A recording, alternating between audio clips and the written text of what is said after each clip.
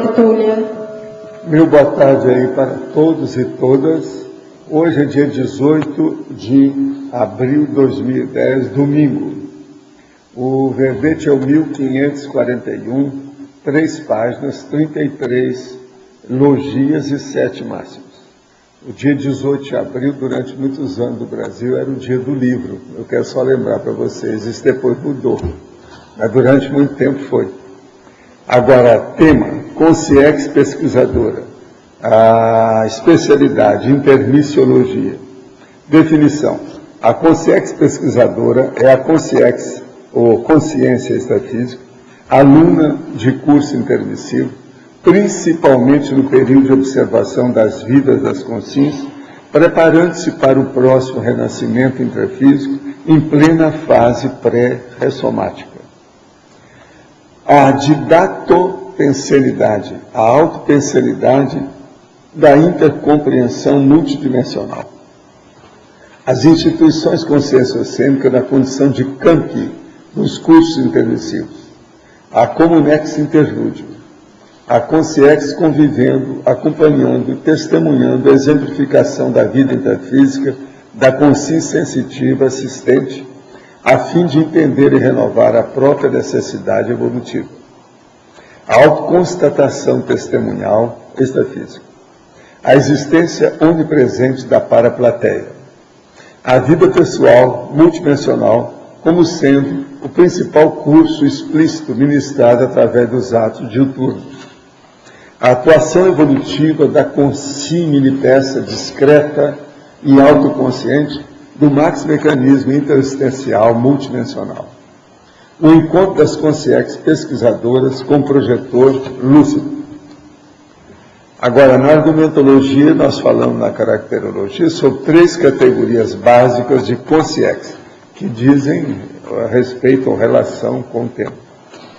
Agora, na remissiologia, entre 15 remissões, nós destacamos aqui acompanhante parapsíquico com passageiro evolutivo, curso intermissivo, incubação intermissiva e princípio do exemplarismo pessoal. Frase enfática.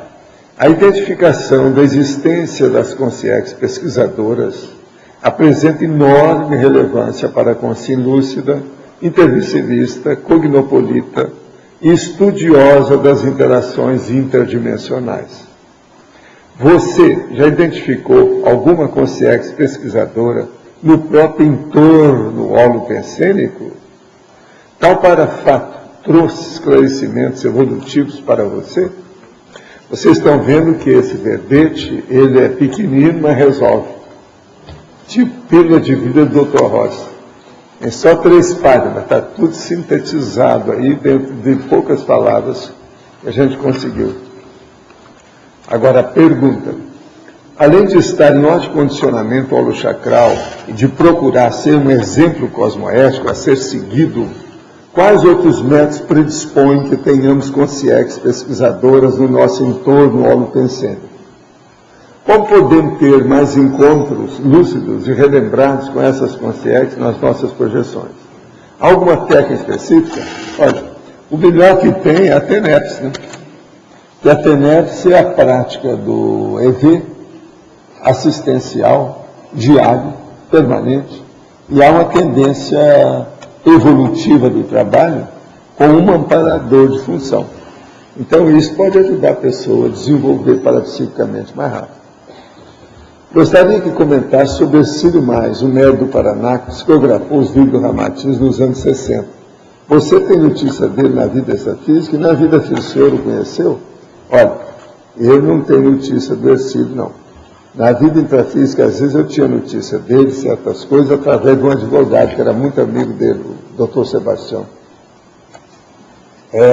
Eu sempre falo aqui da história dele, que o Sebastião trouxe uma mensagem dele para mim, que ele falou assim, olha, o Ramatiz queria, era justamente fazer isso que o Val está fazendo, que é escrever as coisas sobre projeciologia.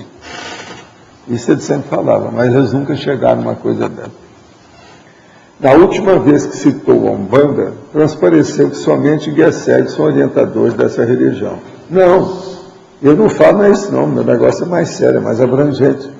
Para mim, toda religião e seita tem guia cego, por um motivo muito simples.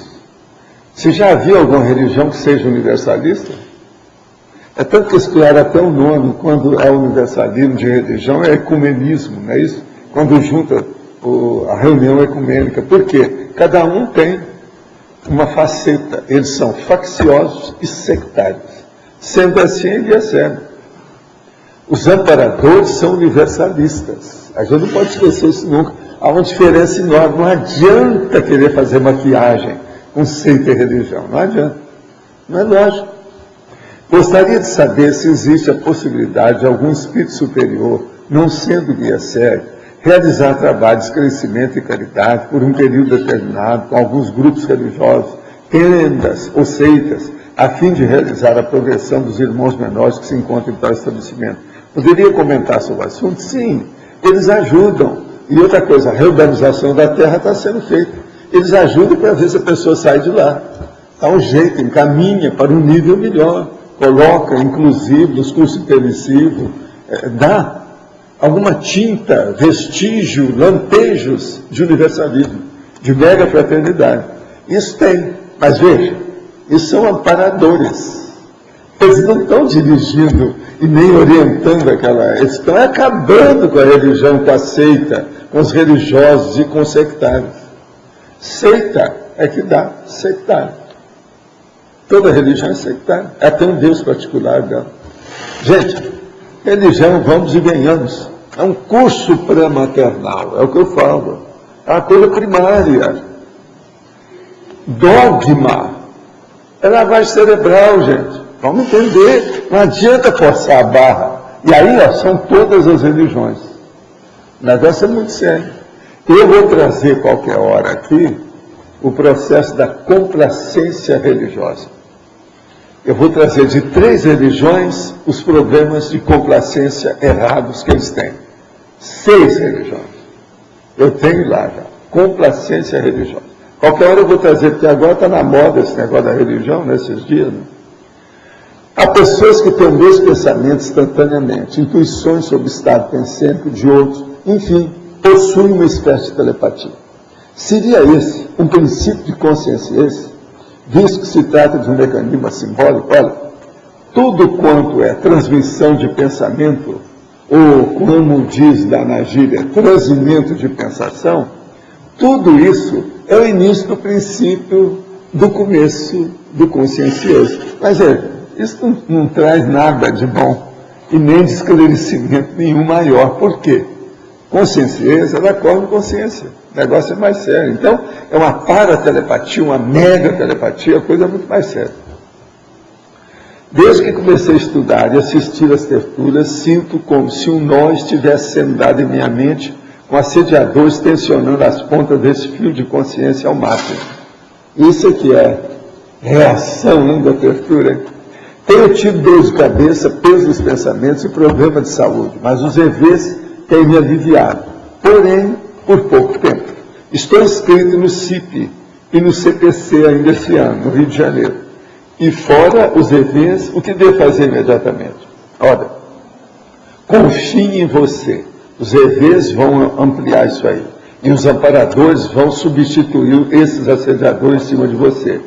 Agora, ó, faça uma retrospectiva, faça uma rememoração, veja o que é que você já viveu antes, que trouxe esses assediadores com você e que agora a coisa está sendo levantada a poeira, está sendo dado o diagnóstico, enfim, estão clareando o seu assunto.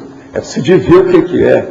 Por quê? Se você às vezes está com alguma coisa que fez errado e continua fazendo, não adianta nada. Isso se afasta um pouco, daqui a pouco você chama de novo, você faz evocação. É preciso ver o que é que tinha antes. Por que você tem esses assediadores? Uma outra coisa, você tem algum movimento maior ou sensação maior na área nucal? Isso também é importante ver. Você combateu o processo através do EV. Agora, tenha confiança, você já está sendo assistido. Tenha confiança nisso, você vai superar isso tudo. Agora, ó, não pense mal desses assediadores, não. A gente não deve pensar mal em ninguém que faça bobagem contra a gente. Só que a gente tem que esclarecer, em primeiro lugar a gente e depois as outras pessoas, isso aí que faz parte da vida. Vi o seu anúncio na TV há algum tempo, entrei no site e baixei alguns vídeos para assistir. Fiquei intrigado com a sua aula e gostaria de saber algo que me persegue há muito tempo, reencarnação. Por que grande parte das pessoas do planeta sofrem? Por que uns têm tudo fácil e outros têm a menor chance de conseguir algo? São os doentes que ficam a vida inteira na cama. Minha mãe era espírita e dizia que a pessoa tinha sido muito ruim em outra vida e está pagando nessa. Nunca acreditei nisso. Poderia falar algo? A situação real e o saldo da ficha pessoal da pessoa que determina como será a vida dela aqui no planeta? Olha, cada um busca o seu destino. Nós temos livre-arbítrio. Se você ajuda os outros, seu livre-arbítrio abre. Se você só pensa no seu egoísmo e prejudica os outros, seu livre-arbítrio fecha. Isso é o determinismo. Esse determinismo ele é automático. Então, por exemplo, as próprias reações das energias da pessoa, como ela se torna consciente, aquilo vai fazer com que ela vá para aquelas pessoas que sejam afins a ela na negatividade. Então, por isso elas sofrem, elas passam por isso. Então, tem os oligofrênicos, por exemplo, o imbecil, o debilóide, aquele que é totalmente perturbado. A psiquiatria já classifica essas pessoas todas e chama oligofrenia. Então, essas coisas faz parte. Então, as pessoas nascem com corpos bons e nascem com corpos péssimos. Depende de tudo que ela já trouxe no holopensene, que é o holopensene, através do psicossoma, é que orienta, é o elemento organizador para constituir a genética também, junto com a genética da mãe e do pai. Então, é isso que tem que ver. Agora, ó, você precisa estudar alguma coisa. O melhor é ver nossa evolução. Esse aí já vai te dar alguma ideia sobre isso. Agora, qualquer coisa que você quiser ler depois, olha, Homo sapiens reurbanizado. Esse dá uma expressão mais ampla do assunto. O psicopata que matou em Goiás 6 menores e um pai que jogou do alto de uma ponte 2 filhas no rio, ambos se confessaram que foram induzidos por vozes. No entender, claro, que eram mega assediadores. Entretanto, fica um dilema. E os amparadores dessas pequenas vítimas, qual a sua opinião? Olha, às vezes não dá. Amparador não pode fazer estupro evolutivo. Ele vai até um certo ponto, mas ele não vai matar a pessoa para socorrer as 2 crianças. Isso aí não dá. Isso aí não pode. Então o problema todo, a pessoa comete os seus erros, depois ela paga junto com os outros, é ela mesma que procura. Destino é uma coisa que nós criamos. Tudo depende do autoesforço. Esse autoesforço precisa de autodiscernimento. Discernimento é a pessoa saber distinguir o que presta daquilo que não presta. Essas pessoas, elas estão assediadas, mas aí precisa ver também, que às vezes tem processo biológico, é gente esquizofrênica, que já vê com todo o sistema nervoso sendo alterado, alguma coisa, isso tudo aí também tem que dar desconto. Mas agora, são perturbados, são, e que tem, às vezes, possessão, ele não falou aqui em possessão, mas o caso aqui é de possessão. Vemos pessoas ativas, criativas, mobilizadoras, autônomas, confiantes, movidas pela força da vontade. Mas agem de maneira empírica. Isso aqui é outra pessoa que está falando. Por impulso, por intuições. Há alguma maneira de utilizar-se da vontade conscientemente? De que maneira poderia obter esse controle? É justamente pelo autodiscernimento. Agora, uma coisa boa é a técnica que nós temos, 5 horas de reflexão. Isso aí pode ajudar muita pessoa, no caso desse aqui. E o mais, isso é para começar. O mais, vamos trabalhar, porque você é o que você penseniza. Pensene a reunião da sua ideia, das suas emoções e das energias que você coloca nas ações. Ontem foi comentado na abertura sobre os evangelhos gnósticos. Aí pode falar também os apócrifos. Consultei na internet e encontrei a passagem onde a água utilizada para dar banho no menino Jesus produziu a cura de algumas pessoas. O professor que vem estudando sobre energia supõe que nesse caso houve uma magnetização, fluidificação. A utilização da água em batismo, purificações, curas e fluidificações demonstra que ela retém facilmente as energias e ao mesmo tempo as dissipa. Poderia emitir sua opinião sobre a água do ponto de vista energético? Olha, a água é uma coisa básica na vida, porque, no mínimo, todo corpo humano tem, no mínimo, assim, de 65% a 85% de água. Depende da pessoa e como é que você vai avaliar isso. Então, a água é muito séria. Agora, a energia, ela está junto do processo básico. E a água é condutora de eletricidade, é condutora de energia, é condutora de tudo isso. Todas essas coisas podem ocorrer. Agora, nessas questões, é preciso ver também o que é que tem de indução, o que tem de sugestão, o que é que tem nesse sentido todo, e ver o que é certo e o que é errado. Os fatos têm versões. A gente tem que examinar essas versões para ver o real, o fato real de cada coisa. De modo que tem de tudo nessa questão de água. E tudo é possível funcionar assim. E existe, você sabe, uma opção de coisa da aquaterapia, de tudo quanto é jeito. Desde a época do Puê e outros mais. Hoje tem até a talassoterapia, um monte de coisa que mexe com água. Tem a oceanoterapia, um monte de coisa nesse sentido. Eu quero lembrar, por exemplo, que há muita bobagem nisso tudo também. Eu, por exemplo, tive que combater vários amigos meus, o posicionamento deles. Eles vinham dos Estados Unidos e passavam uma temporada comigo no Rio de Janeiro. Agora, a gente ia no mar, depois não queriam tomar banho. O cara queria passar, então, aqueles que não moravam comigo, tudo bem, eu deixava. Mas aqueles que estavam lá em casa, eu falei assim, aqui não dá, tem que tomar banho, nós estamos vivendo num país tropical. O cara ficava com o sal do mar durante uma semana. Com o calor do Rio de Janeiro, eu então entrava com todos os meus argumentos baseados nos fatos. Assim, ó, tem paciência. O fedor está bravo, vamos dar um jeito. E lá em cá tinha mais gente, como é que é? Agora veja, é mania. Tem muitos americanos nessa época aí, da década de 60, 70, que eles tinham a mania. Entra no mar e não toma banho. Outra coisa, eles voltavam ao mar. O único banho que eles tomavam é um rebanho. Você está entendendo? Entrava de novo. Não, eu quero ficar com o sal do mar. Tem alguns que nem enxugava. Ele deixava o corpo secando, pouco a pouco. Você está entendendo? Isso é na praia de Ipanema comigo, que as coisas todas. De vez em quando a gente ia para outros lugares. Chegamos a andar na Baía de Guanabara, num pequeno iate lá, um amigo nosso. Um problemão, isso aí. Vocês estão entendendo o negócio de água, como cria, não é, determinados misticismos, certas coisas. Professor, quando eu estive na França, tinha uma reportagem na televisão, uma propaganda do governo, dizendo: banho de mar não substitui ducha. Pois é, mas tudo nós já falamos. É impressionante isso. Nessa época, eu andava muito na questão do mar. Entende? A gente ia pela Baía de Guanabara. Foi quando eu vi lá a ilha da nossa amiga lá, a Peladona.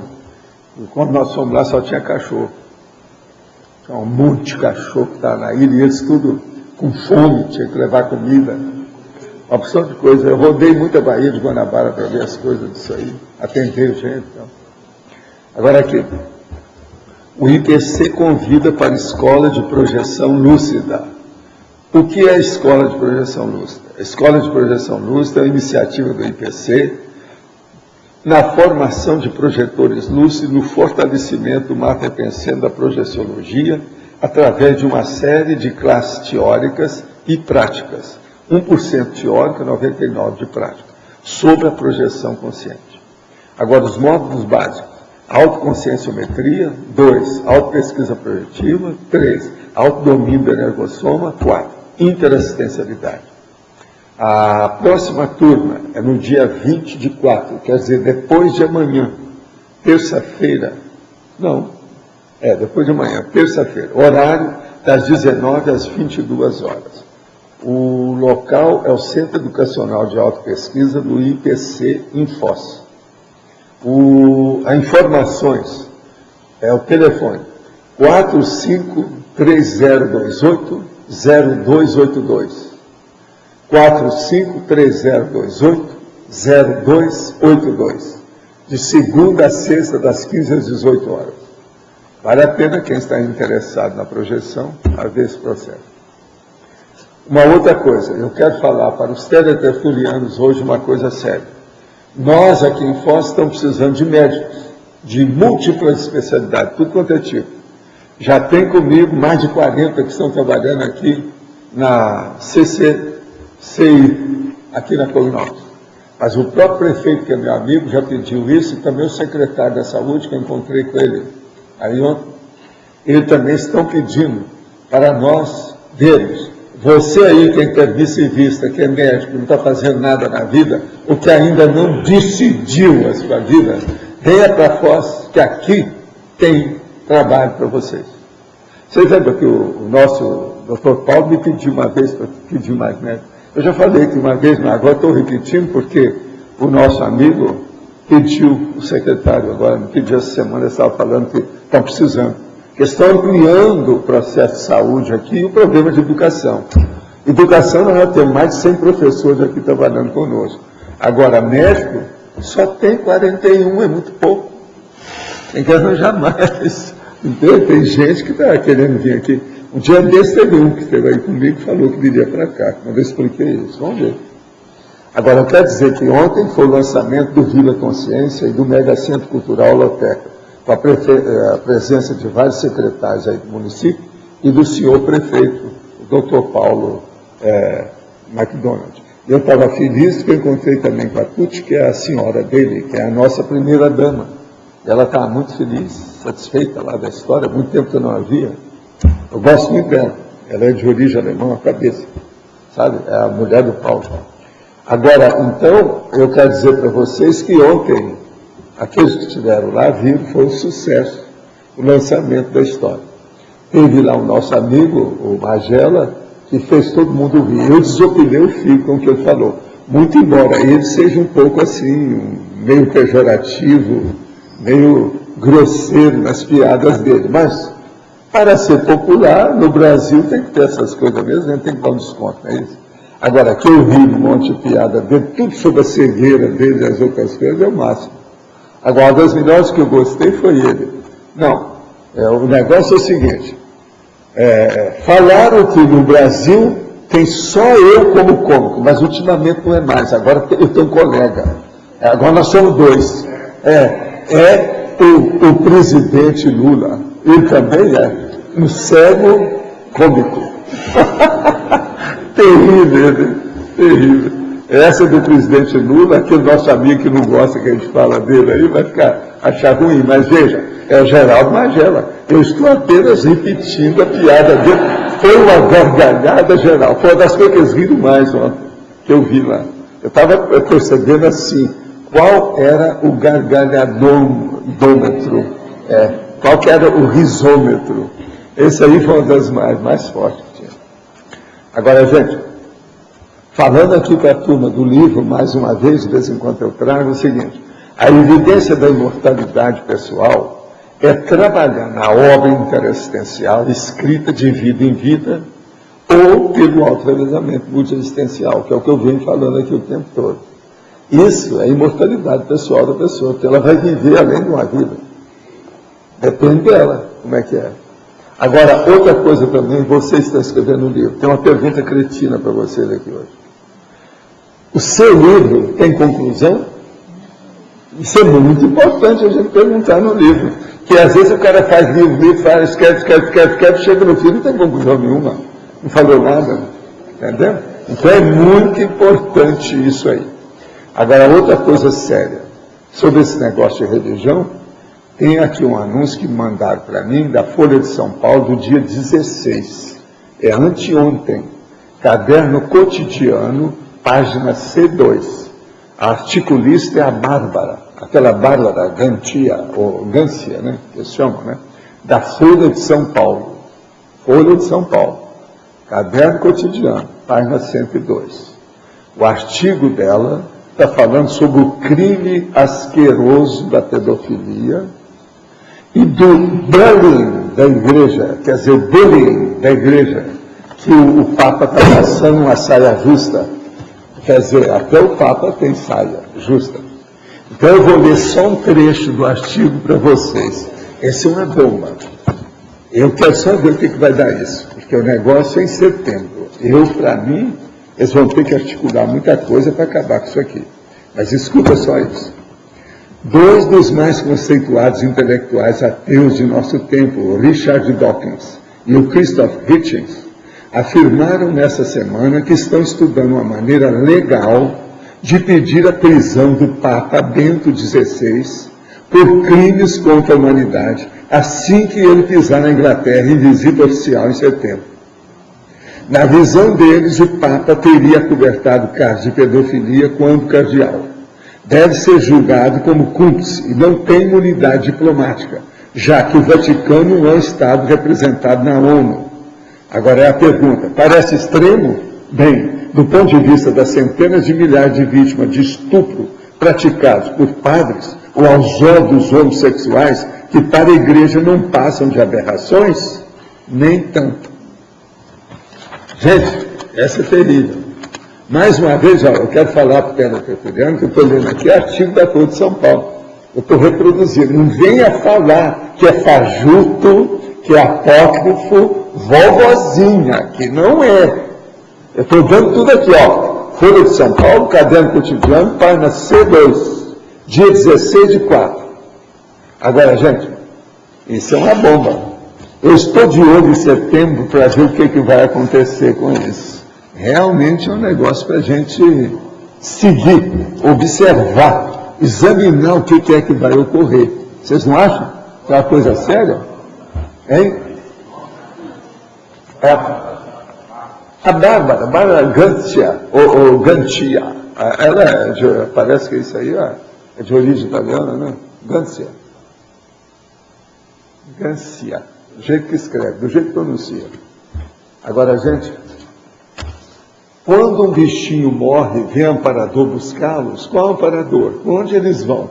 Quanto tempo ficam no Estaquis? Volta para o mesmo grupo karma? Olha, existe aqueles, os devas, que tomam conta de bicho. Lá no Oriente eles gostam de falar muito disso. Tem essas coisas assim. Agora, ó, tem uns que ficam com a gente. Eu já tive um gato que ficou comigo durante alguns meses. De vez em quando aparecia. Agora, melhor da história. Uma vez ele se transfigurou, eu comecei a lembrar de uma vida que eu fazia escultura e que precisava de modelo. Parece que o gato foi modelo para mim na outra vida. Quer dizer, um troço terrível. Eu não sei como é que é isso, a gente tem que estudar mais, mas o estudo aconteceu espontaneamente comigo. E outra coisa, sentindo aquele banho de energia, tudo isso. Comumente, na escola de projeção lúcida, percebemos a presença de consciências pesquisadoras intermissivistas, algumas, inclusive, com a para-apresentação de crianças. Essa é a escola que nós estávamos falando aí do IPC. Esse fato se deve à importância da projeção consciente para os intermissivistas. Por que poucas pessoas dão esse valor à projeção lúcida nessa vida? Cada dificuldade da projeção. Poderia aprofundar sobre a importância da projeção lúcida para os cognopolistas nesse intercâmbio com os parapesquisadores? Olha, o problema é o seguinte, eu já tenho um livro Projeciologia, está em 10ª edição. É bom a pessoa aqui examinar bem como é que é. Agora, que eu dou valor para isso e que os intermissivistas também dão, não há dúvida. Por quê? A projeção, ela demonstra quais são as indicações mais prioritárias para a vida da pessoa. Toda a conscienciologia, a gente pode auferir o conhecimento da conscienciologia saindo do corpo com lucidez. Então, a saída do corpo é muito séria. Agora, o povo tem dificuldade, principalmente devido ao medo e devido à própria dificuldade da pessoa deixar os processos materiais aqui e ir para outra dimensão, outra memória, outra vida. Isso aí ela tem dificuldade, então é preciso dela trabalhar. Para isso é que nós temos mais de 20 técnicas de projeciologia que vocês estão estudando aí, nessa escola de projeção lúcida. Vamos enfrentar o projeciologia. Como otimizar o processo comunicacional e paracomunicacional entre consciências pesquisadoras, amparadoras extraterrestres e consciências terrestres, principalmente quando essas apresentam paracédio muito diferente. Isso de apresentar paracédio muito diferente não quer dizer nada. Se há um processo de lucidez quanto às realidades do cosmos, as pessoas se entendem, quer dizer, as consciências se entendem. Então, esse negócio é relativo. É o paracédio que pode fazer mais a conjugação, a interação, o rapport entre as consciências. Agora, isso pode ser muito positivo, porque O pensamento básico é um só, seja qual for o cérebro que aparecer. Quando estudamos teaticamente as logias da conscienciologia, deixamos os processos oníricos em último plano. Qual a melhor maneira de se aproveitar o período extrafísico noturno para fazer pesquisa e ajudar as consciências pesquisadoras? Já consigo eliminar parcialmente os processos oníricos, mas imagino que seria uma prática inteligente adentrar outras dimensões com objetivo específico. Isso procede? Sim. Você pode fazer do seu sonho uma projeção assistencial. Pense em alguém que você está assistindo.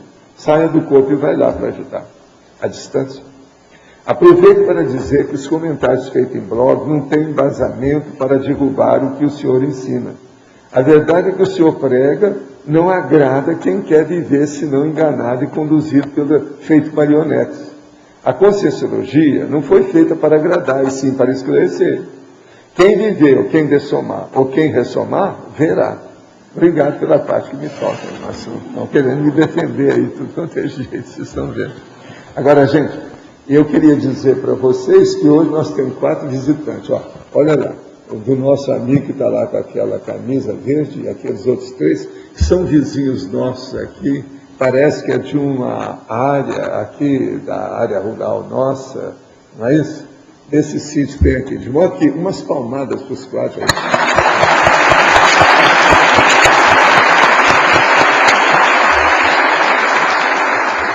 A casa de vocês, tá? Nós aqui gostamos muito dos nossos vizinhos, tem muita gente boa. Afinal de contas, eles devem ser da Cognópolis também.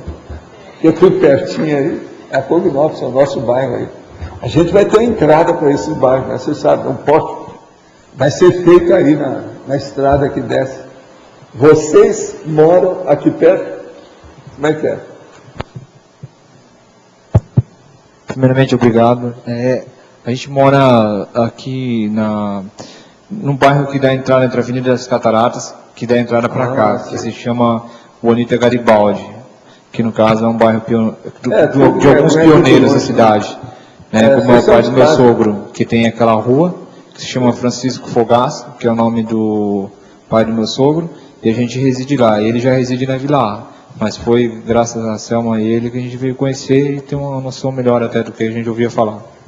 Vocês agora já sabem o caminho de casa, a casa é de vocês. Tá. Obrigado.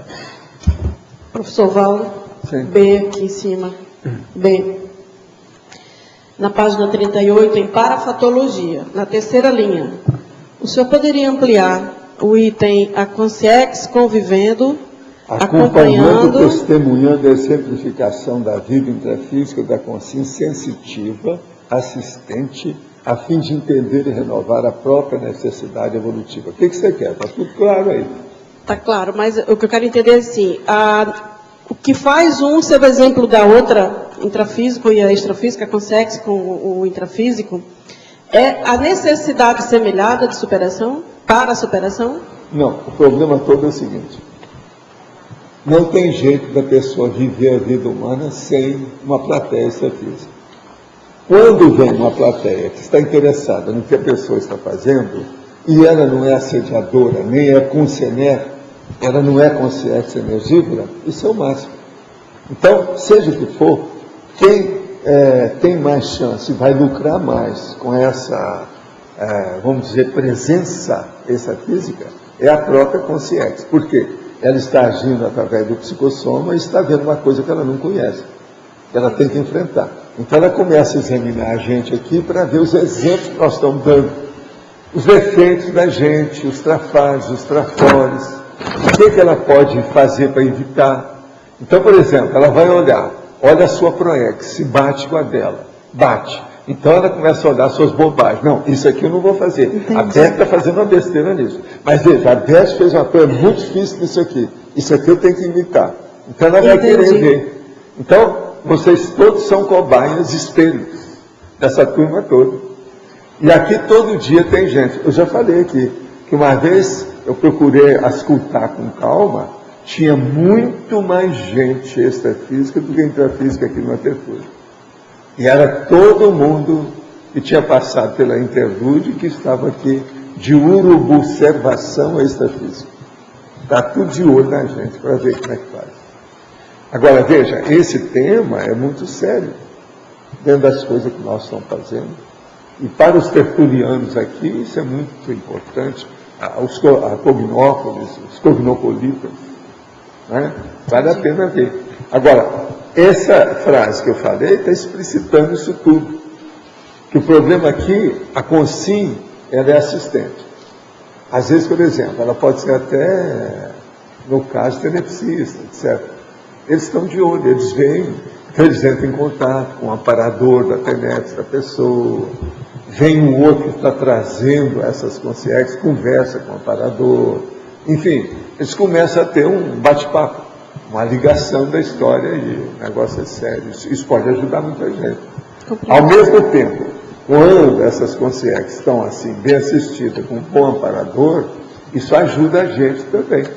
Por quê? Vai intensificar de uma maneira positiva o nosso holopensene, a atmosfera de vida da gente sobre esse assunto. Agora, muitas dessas presenças deles devem sugerir ideias que acabam sendo rememorações. A pessoa vai ter retrocognição através dessas presenças deles. É uma coisa óbvia. Vocês não acham? Óbvio. Porque aquilo vai induzir pela energia, a intenção, a vontade que a pessoa está ali, o que ela está pensando, a pensanidade, vai induzir alguma coisa nesse sentido. Isso é importante. Quem determina os observados é o professor do curso intermissivo ou é a realidade? Geralmente é a turma do curso intermissivo que faz isso. Agora, aqui tem coisa aí que tem interlúdio. A turma que está observando isso. Nós, como eu já falei, e a gente já explicou aqui mesmo, o processo que as ICs são campi, hoje, dos cursos intermissivos. As ICs. Se você lembrar, é uma coisa mais que óbvia, né, gente? Os desafios se atraem. E os temas observados, eles vão variar de acordo com aquele curso, aquela turma específica, ou é algo mais generalista? Não, cada um tem seus interesses. Agora, de vez em quando, tem um grupo que vai fazer só alguma coisa, então eles estão de olho. Tem, por exemplo, alguns aí, um dia desses, que eu vi que eles estavam muito interessados em tudo que eu faço sobre livros. Porque eles vêm para escrever livros, só querem pensar nisso. Agora, o que é que se passa? É tudo ex-escritores. Olha lá, cara. É um monte deles. Agora, teve um dia que eu vi, tinha mais ou menos uns 8. Né? Tudo junto. Então, agora, gente que eu não conheço. Então foi formada uma turma de ex-escritores do curso intermissivo, é isso? Não, eles vieram assim, a afinidade, vai juntando. Entendeu? Os afins se atraem, evocação, etc. É inevitável. Aqui nós vamos ter um monte de escritor. Mais do que na Academia Brasileira de Letras. Agora, o que eu desejaria é ter também a qualificação melhor, né? Mais do que na Academia Brasileira de Letras. E lá é só literatura.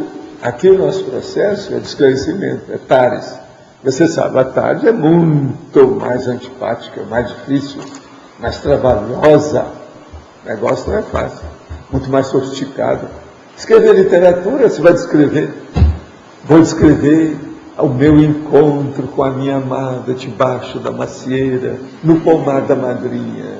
E ali vai. Bolas, isso aí é a coisa mais fácil que tem, né? E outra coisa, tudo é repetição, coisa do passado, etc. Se dizer as mensagens, diverta, explicitando a situação como é que é. Então, o processo da narratologia, pela forma, é bobagem. Agora, esse povo não está aqui mais com essas ideias, não. A maioria já estiveram. Desses 8 aí, a maioria era disso.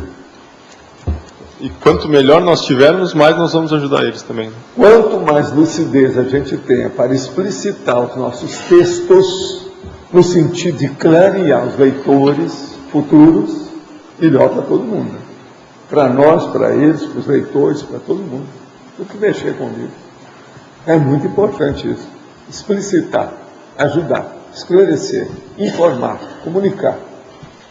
É a reeducaciologia.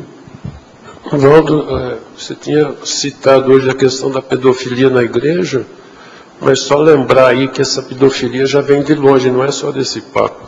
Eu lembro de um filme americano que, baseado em fatos reais, houve uma repercussão grande de pedofilia nos Estados Unidos, saiu na imprensa também, e que a igreja protegeu, lá tem um arcebispo lá americano, protegeu esse pessoal Mas pedófilo agora, assim, aquele, flagrante o outro mesmo. Papa andou fazendo alguma coisa nesse sentido, porque começou a dar prejuízo para a igreja.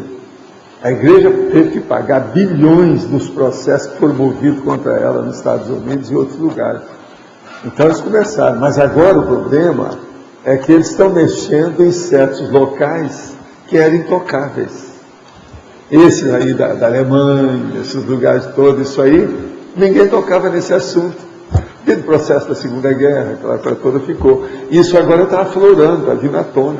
E hoje em dia está concentrando mais na Irlanda e Alemanha. Como o Papa é alemão, talvez ele tenha mais interesse em botar pano quente, né? Pois é. A imprensa tem falado isso também. Mas agora veja, esse caso da Inglaterra é o máximo. E da Pode Inglaterra- fazer o levantamento disso? Gente, esses anos todos que eu estou vivendo nesse corpo, eu não vi nada contra um Papa como essa notícia. Eu nunca vi isso na minha vida. O Papa é mito. É igual Chico Xavier, é mito. Ninguém ataca, ninguém fala nada. É caminho para virar santo. Então é um problema isso aí. Está entendendo? Agora, prender o mito, isso é muito raro. É isso. Muito raro. Vocês estão entendendo? Vocês lembram de fato desse tão expressivo? E outra coisa, não é um mitinho, é um mitão. É o Papa. Do Papa Mobile. Entende? Que papa tudo. Aquele negócio. O negócio não é fácil. A repercussão hoje é maior. Está sendo maior hoje. Pois é, aquele cara que fala para milhares de pessoas na praça, aquele negócio todo na janela, e sempre lendo alguma coisa ali, as homínias, milhões de coisas, não sei o quê. Agora o cara ser preso, gente, nós vivemos a era da supercomunicação muito séria. Agora, outra coisa, o Dox mais o Hitchens são os mais sérios desse processo do antideus, né? São dos mais bravos que tem aí, que estão falando mais nisso. Outra coisa, eles estão tudo certo. Vamos ver agora se eles arranjam um bom advogado, ou bons advogados, para dar um parecer do caso. Porque, do jeito que eles estão falando, a Cristina não está aí, né? Mas eu, está aqui? Eu não vejo nada que iniba a prisão dele na Inglaterra. Pelas as leis que eu conheço, eu não sei se tem alguma lei secundária que a gente não conhece aí, mas pelas leis que eu conheço, da Inglaterra, Itália, o processo canônico, Vaticano e o problema internacional, eu não vejo. Eles podem prender o Papa, sim. Agora, ó, o Papa vai lá? Essa é a primeira pergunta. Se ele não for, já vai, o negócio está terrível. E vai ser a prova. Que o negócio vai. Aí vai ser a prova da questão do Estado laico, da justiça laica, nesse caso. O negócio não é fácil. É o momento da inversão, né, professor? Antes a igreja prendia, né, o cidadão, e agora o cidadão se volta. Inversão de posições. Não é isso? O cidadão prendendo a igreja. É isso? Agora, gente, o chefe do Vaticano, falar em prisão do chefe do Vaticano, isso eu não lembro de nada disso. Professor Baldo. E ele, coitado, está fazendo uma força danada para virar santo igual o outro e tal. Agora, eu já falei aqui várias vezes, o homem era hitlerista, da juventude hitlerista, nazista, trabalhou na juventude. Outra coisa, era o chefe de excomunhão da igreja, era o cara que excomunhou, que mandou colocar silêncio no Leonardo Boff, esse troço todo, da teologia da libertação. Professor, ele trabalhou na juventude nazista, né? Em 49, mais ou menos, ele e o irmão dele já estavam indo para o clero, né? Eu acredito que com os crimes do irmão dele na paróquia que foram descobertos agora, a coisa ficou tão feia que ele foi obrigado a se refugiar numa ilha perto da Itália, de Malta, né? A ilha de Malta, com 40 cardeais. Mas assim, igual a companheira falou, o inverso está se acontecendo. Antes a Inquisição do clero era clara para pessoas que fossem de qualquer outra religião que não acreditassem na Igreja Católica, né, nos seus municípios. E agora o que está acontecendo é o seguinte, Se chegar a acontecer alguma coisa contra o Estado do Vaticano, que é um Estado neutro, não é? A partir desse momento, deixa-se a guarda suíça e cai por terra também essa imunidade que existe, entre aspas, de um clero religioso de alto escalão como um Papa, né? E automaticamente também se revê muita coisa do passado. Por exemplo, está praticamente provado que, mesmo que a pessoa se pode perdoar o outro, mas ele foi um estudante, ele foi uma pessoa que se declarou ao nazismo, certo? Ele tem os princípios dele de juventude, e alguns princípios de juventude você carrega para a vida inteira. Agora a gente tem que perdoar o homem, porque tem os pecadilhos da mocidade, essas coisas ocorrem. E o processo também do nazismo estava muito violento. Mas agora o problema não é esse, o processo é a condição dele de Papa. Isso aí que eu acho difícil nessa história. Ele não naquela função, ele é infalível nas funções que ele exerce. Como é que é? Uma pessoa com um passado recente desse? Isso aí é passado recente, é dessa vida, desse corpo. É um negócio... Eu considero isso aí uma das, vamos dizer, das grandes notícias, vamos dizer, bombásticas, aquelas que o Ibrahim Suede falava, bomba, bomba, bomba, então falava alguma coisa. Essa é da bomba. Hoje eles estão falando, bombou na web. É a hora que todo mundo chama. Essa aí vai chamar a atenção, não é possível. O negócio é sério. Deve ser universal isso aí o processo. Professor Baldo, aqui, Sim. que isso seria um início dos efeitos da Roberti? Isso eu não sei, né? Vamos ver mais um pouquinho. Vamos ver o que vai dar. Né? O que você quer dizer? Na trinomiologia, você podia falar desse trinômio? Porque ele está feito bem diferente aqui, né? O trinômio testemunha, grupo karma e lucidez. O problema todo é o seguinte, eles são testemunhas. Se estão mexendo com a gente é porque é do grupo evolutivo. E depende da lucidez deles e da nossa, para isso funcionar bem. De modo que quanto mais lucidez a gente tenha, mais nós vamos ajudar esse povo todo. Então a primeira coisa que vocês, intervistivistas, devem pensar é o seguinte: em qualquer lugar que você esteja fazendo alguma coisa, mesmo que você esteja isolado, pode ser que você esteja trabalhando com essas consciências. Isso é muito importante. Então isso mostra que a sua vida é mais rica do que você está pensando. Agora, depende da sua lucidez. Enriqueça a sua lucidez que a sua vida vai aumentar mais. Agora aqui outra pergunta. Qual a sua opinião a respeito da lei que tramita na Comissão de Constituição e Justiça sobre a castração química de pedófilos? O Dr. Danilo Baltieri, psiquiatra do Ambulatório de Transtorno da Sexualidade da Faculdade de Medicina do ABC, Santo André, já utiliza injeções de hormônio feminino, acetato de metroxiprogesterona para esse paciente. Olha, eu acho isso tudo complexo, é preciso estudar muito. Você tem que lembrar que esse negócio de colocar o povo, os homens, nas 6h30, isso já é feito há muito tempo. Já se colocaram uma porção de substância em navios para acalmar os marinheiros. Isso era muito comum, a igreja colocar nos conventos para acalmar a padraiada. Tudo isso aconteceu. Então, o celibato, por exemplo, da igreja, segundo o que se tem na história, muitos casos desses já colocaram. Eu já escrevi sobre isso, já fiz até artigo há muitos anos sobre esses assuntos, que tem lá qual é a substância que eles colocam, etc. Tal. Tem um negócio na base do salitre, tem um negócio, por exemplo, que eu vivia falando aí para a pessoa não tomar uma certa água tônica, devido ao tanino, que isso tudo leva para 6h30. 6h30 que eu estou falando, quer dizer, para uma impotência ou semi-impotência masculina. Isso aí é batata. Entende? Então, essas coisas todas, isso já foi feito há muito tempo. Agora, isso é um tipo de castração, é preciso ter cuidado, que isso é uma castração química. E toda castração, em tese, eu sou contra, porque está tirando a realidade da pessoa. Então, é preciso estudar isso muito. Em tese, eu acho isso tudo uma violência brava. Tem que pensar muito. Ô, Valdo, Sim. olha, a gente vê também que as freiras usam, até na homeopatia tem o princípio, Eu já escrevi sobre isso. Conium maculatum e outras plantas que são usadas nessa Agora, o que eles diminuição da usavam muito libido, é né? processo assim, tipo do tanino. Por isso que eu falava para a turma, ó, nada de tomar essas águas tônicas que tem tanino demais. Homem não deve tomar isso.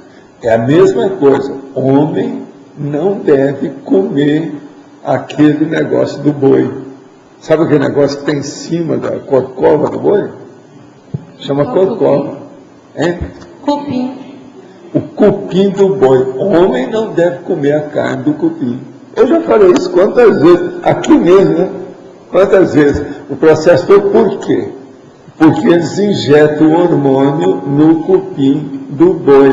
Aquilo fica muito condensado, não espraia, fica lá. O cara vai comer, ele está comendo o hormônio. Está entendendo? Aquilo, 6,5 técnica. Deve-se de evitar isso aí. Cupim do boi e água tônica, certo tipo, um teor muito grande dele, é um perigo. Sempre que o professor se refere a tratamento da própria saúde, faz menção a medicamentos alopáticos. Não. Eu já fiz menção aqui também em outros tipos de medicamentos.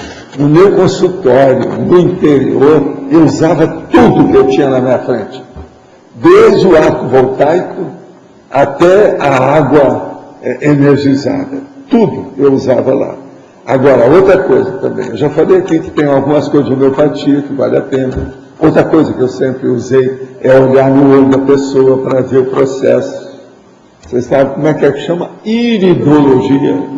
Tudo isso eu já fiz. Não é bem assim, não. Você que está me ouvindo só essas últimas aí, que deve ser pela circunstância, que perguntaram.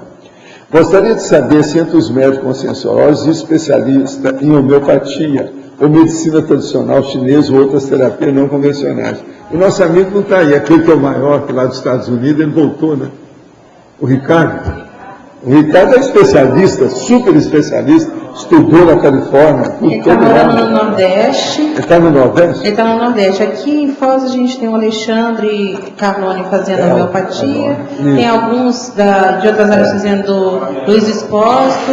Tem um monte de gente. Fazendo você entra depois, se quiser, no telefone, telefona para aí que eu te dou orientação dos nomes. Tem muita gente, sim. Essas personalidades pedófilas estão enquadradas nos critérios de diagnóstico de transtorno de personalidade, o que é consenso da psiquiatria, que não tem cura, e os medicamentos que os psicoterapeutas não funcionam de forma eficaz. Você tem alguma informação dos amparadores especialistas em parapsiquiatria? Considerando que o que vem acontecendo na Igreja Católica, como fica tudo isso? Vamos ver, né? Eu agora estou de olho em Londres. Em setembro. Vamos ver o que acontece até lá. E outra coisa, pode ser que o Papa vai dar um golpe e vai dar antes. Vai dar na semana que vem calado. Né? Mas ele não pode ficar calado. O Papa tem que se exibir, faz parte do trabalho dele, então está danado. Tá? Vamos ficar de olho para ver o que vai acontecer com isso. Valdo, na sua frente, na página 40, tem a caracterologia, tem os 3 tipos de consciência. Sim. A minha pergunta é se os guias cegos seriam uma quarta tipologia? Não, eu só dei 3 aqui, né? Que são os mais sérios. Mas guia cego é a consciência assediadora. Está junto ali. Não tem novidade nenhuma. Agora, eu dei 3. Se você for agora especificar com detalhes, mostrar qual é a gênese de cada um, tem muito tipo, né? A minha dúvida é assim, a consciência, antes dela chegar nesse nível de começar a pesquisar para entrar no curso intermissivo, em tese seria um guia cego, ou o que tem entre esse meio, entre o guia cego e o intermissivista?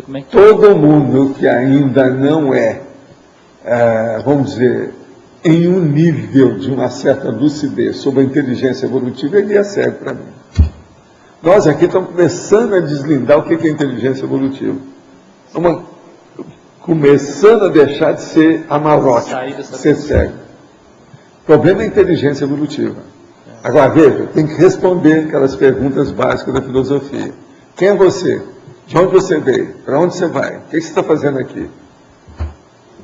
Nós já conseguimos responder alguma coisa dessa. Se você tem convicção nisso, se dentro do princípio da descrença, você já admite isso, então a sua convicção já chegou nesse nível, você já deixou de ser guia cego. Você já sabe o que você quer. Você vai falar com a pessoa e fala assim, vou lhe informar. Eu não quero convencer você. Você já não doutrina ninguém mais, não dogmatiza, não é mais peremptório. A gente fala comunicando. Seja com veemência ou devagar, você está pouco ligando se a pessoa admite o que você quer ou não. O problema é dela. Você está comunicando, você pensa assim. Eu estou no meu campo, vem o povo aqui e me pergunta, eu respondo tudo, eu não tenho nada para esconder. Você entendeu? Agora, eu não quero convencer ninguém. Cada um. Outra coisa, eu também não quero viver sem inimigos, sem desafetos, sem mal-entendidos, é impossível. Ninguém vive essa vida sem isso. Todo mundo tem isso. Agora, eu não vou atrás, correndo atrás dos outros, para ficar bonitinho, para virar santo, para santificar. Isso é infantilidade, é burrice. Entende? Não é por aí também. Que aí é puxar muito da história. É processo egóico, burro, infantil. O que nós queremos é viver com todo mundo com lucidez. Por isso que o negócio da lucidez é sério. Autolucidez, discernimento, ter a holomaturidade perante a evolução. É o que nós precisamos. Agora, é lógico que essa posição minha é a mais controvertida, é a mais difícil, é a mais antipática. Eu estou cansado de saber disso. E outra coisa, a conscienciologia é toda assim. Eu já digo para o teletertuliano, se você quer arranjar simpatia para a sua vida, quer fama e celebridade, bate na outra porta. O tertuliano não é para isso. Aqui é tudo antipático e difícil. Por quê? É reciclagem, é a mudança da vida, é falar a verdade, é soco no queixo, fratura exposta, impacto terapia. Quer dizer, então, como é que é? Agora, boa vida, vida boa, dolce far niente, sombra e água fresca, ficar permanentemente na zona de conforto, esqueça que nós não estamos nessa. O processo aqui é de alto esforço. A gente está aqui para estudar. O caminho é esse. Está claro isso? Tá certo. O mentor pode ser responsável por mais de uma pessoa. Essas pessoas são ligadas de alguma forma. Existem almas gêmeas ou almas afins? Olha, primeiro, o mentor pode estar ligado, e tem o evoluciólogo que é ligado, às vezes, a milhares de pessoas do mesmo grupo. Agora, alma gêmea é besteira, não existe isso. Cada um tem sua personalidade com identificação ou identidade específica. Nem a fusão de consciência, isso tudo é bobajada. Agora, sobre almas afins, afinidade é lógico que tem, é o que eu estou falando aqui o dia inteiro. Mas gêmeas, identidade absoluta, isso é a vovozinha, não existe isso. Bobagem. Relativo àquela erupção vulcânica na Islândia, do ponto de vista da reurbanização intrafísica, podemos inferir que trata-se de uma intervenção para o equilíbrio climático do planeta, além de uma nova conscientização das milhares de consciências afetadas? Não há dúvida, isso aí tem sua relação. Faz parte do serviço. A natureza age por aí. Comecei minha internet em 16 de fevereiro. Horário atual, 4h30 da madrugada. Tive alguns problemas de saúde, apagões, imagens sexuais, já pedi sua ajuda. Tudo melhorou. Nenhum apagão e nada de problema de saúde. E imagens avassaladoras. Continuo praticando EV. Agora estou empenhado em me comunicar com a sinalética de alguma forma, com o aparador da Tenex, com forma de melhor orientação. Se tem alguma sugestão, dica para mim. Escuta, você começou agora, né, o chefe? Nós estamos em abril. Faz só 2 meses. Completou 2 meses e 2 dias, né? A TNF dele. Vamos em frente. Olha, você ainda tem mais 4 meses de prova. Vamos ver o que vai acontecer. Fica firme. Se você já melhorou, quer dizer que tem assistência em tudo isso. Leva a coisa para frente. Parabéns. O mentor pode ser responsável por mais de uma pessoa. E essas pessoas, essa aqui, é o que eu... Essa aqui porque está noutra condição, está mudando. É a mesma. Quem é que está com o... É você? Sim, fala. Sim, página 39, perfilologia. Em ecologia diz a consciência nem amparadora nem assediadora. Deixa eu ver onde é que está isso aí que ela falou. Né? Em ecologia. A consciência. A consciência. Nem amparadora e nem assediadora. Sim. Essa Qual é a faixa etária? por exemplo, vegetal. Um vegetal é assim, né? Não fede nem cheira. Não é nem deixa de ser. Né? O que é que seria? Vegetal? Tem muita coisa nesse sentido. Você pode escolher. Né? Na caracterologia número 3, eu só estou em dúvida quanto o que você quis dizer com convalescença. Deixa eu ver tudo. Consciência pesquisadora. A consciência extrafísica em convalescência quanto à autoevoluciologia. Aluna do curso intermissivo, observadora interessada e atenta das vidas das consciências e aquela mais encontradiça nos holopensentos conscienciólogos em geral. Que é o que acontece, esse povo que eu estou falando, todo esse povo está em convalescência. O curso intermissivo, ele está quente no curso intermissivo, você quer convalescência maior que essa?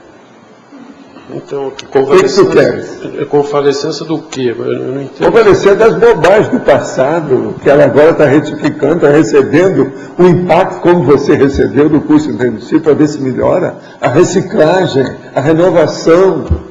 É isso. Agora outra coisa. É convalescência. Quando dá exemplo. Alguns aqui ainda estão na convalescência, eu não sei quem, mas deve ter, né? Vocês não acham? Tá certo?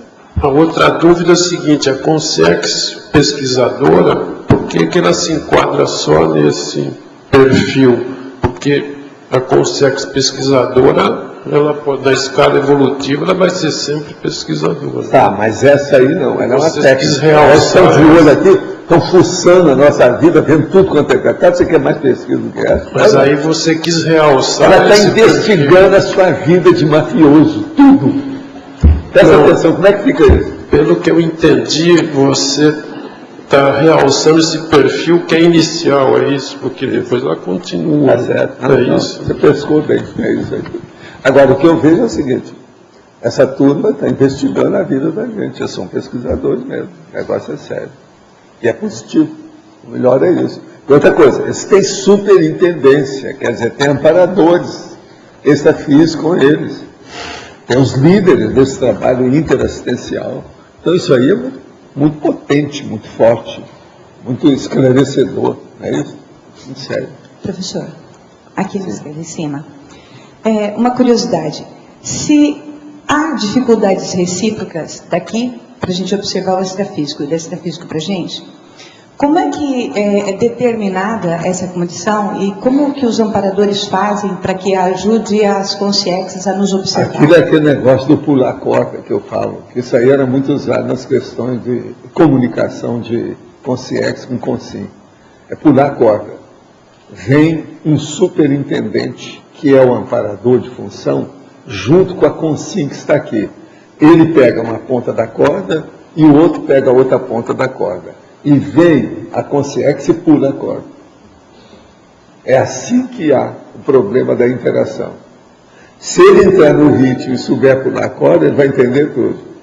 Se ele não entrar no ritmo, não adianta nada. Agora, sempre tem um amparador ajudando a gente. Essa turma, por exemplo, eles não vão acessar vocês aqui diretamente para bancar o assediador, de modo algum. Tem um amparador que está aí olhando o que é que faz, como é que é. Ele nunca vai ser intrusor. Entende? Ele vai, pelo contrário, ele vai lembrar quando ele era, que não tinha barreira, que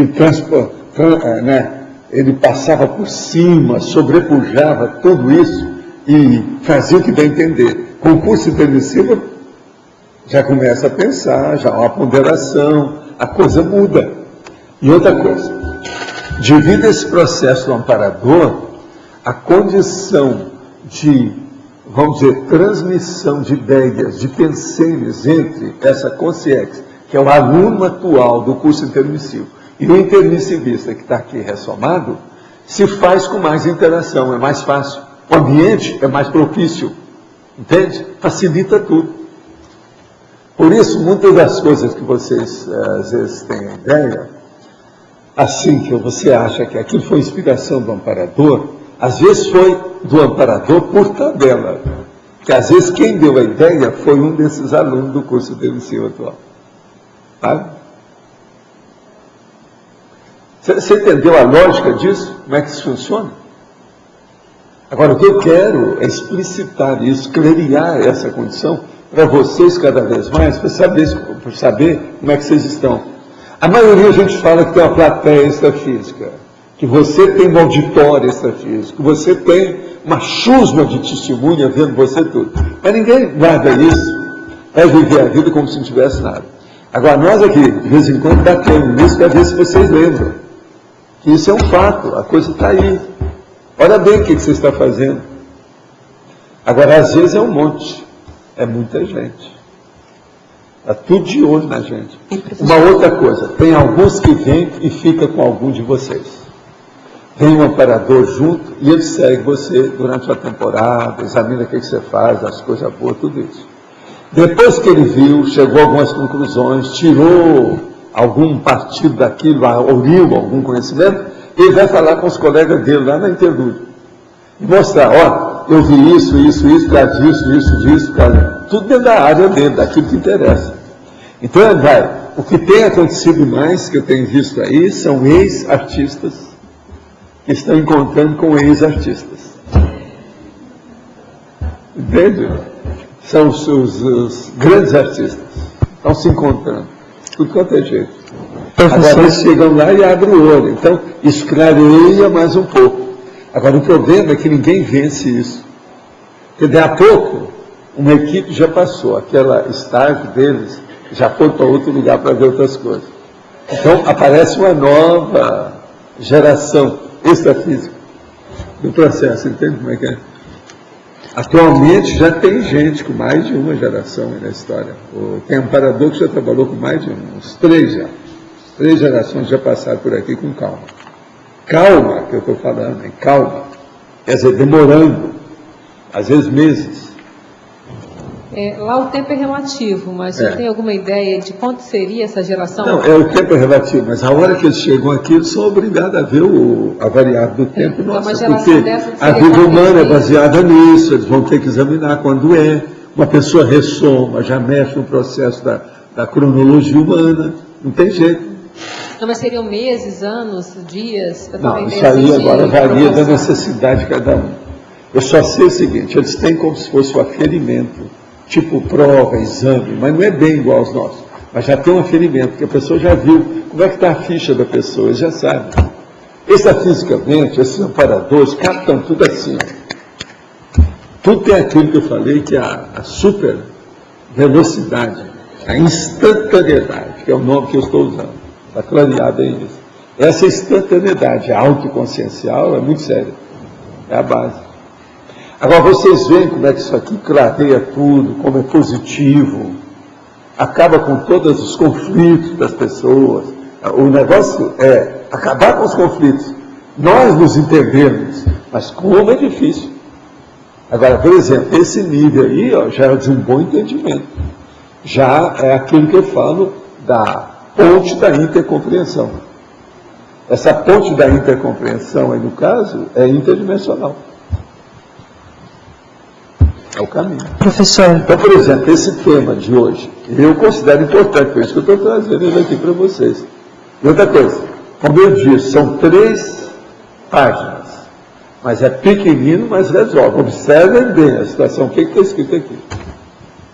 Aqui. Sim. Sobre essa substituição de plateia, à medida que a pessoa vai acessando o seu curso intermissivo, ela tende então a substituir a antiga plateia dos assediadores pela plateia atual dos intermissivistas ou futuros estudantes. Eles também mudam as plateias humanas.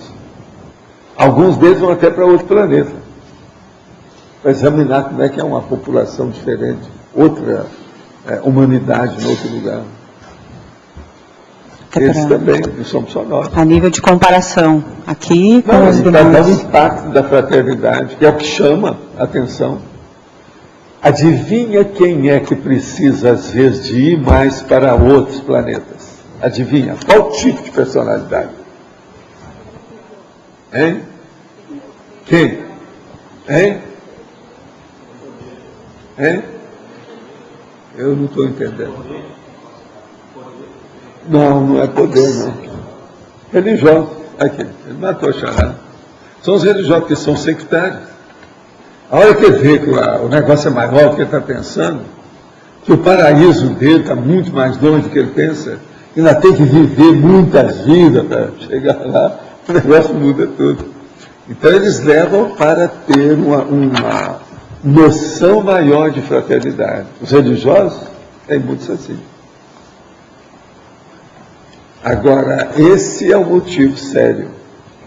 Durante uma boa temporada, na década de 70, eu estive estudando o povo que eu desconfiava assim, que no curso intermissivo eles teriam ido para outro planeta. Eu queria ver quem é que foi religioso. Eu descobri alguns. Foi religioso profissional, eu estou falando coisa séria. Tinha alguns. E aí muda tudo. É o processo. A teologia é outra. Entende como é que é? Como é que fica isso? Gente, o esbregue que dá, a hora que uma pessoa vê que tem outras humanidades, outras situações, vê o processo extrafísico como é que é, vê que a Terra é pequenininha, que é um grãozinho no meio desses bilhões de galáxias. Já pensou o aturdimento na cabeça de uma pessoa dessa, da consciência? Eles entram numa fase de reflexão violenta. Quanta ideia perdida, quanto sentimento, emoção perdida, quanta energia perdida. O personalismo fica óbvio.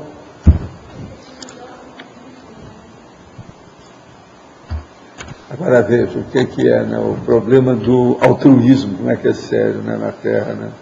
A mega fraternidade. Como isso é difícil?